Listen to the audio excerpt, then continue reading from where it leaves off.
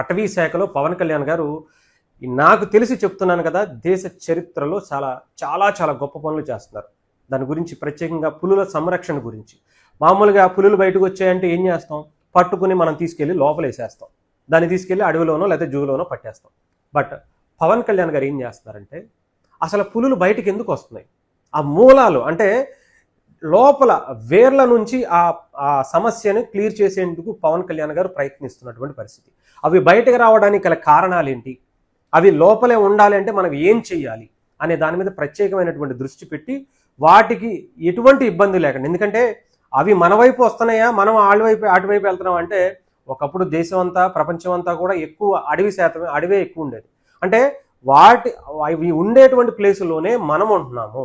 So అవి డెఫినెట్గా బయటకు వచ్చేటువంటి దాన్ని మనం తప్పు పట్టలేము కూడా. అందుకనే పవన్ కళ్యాణ్ గారు ఏం చేస్తున్నారంటే,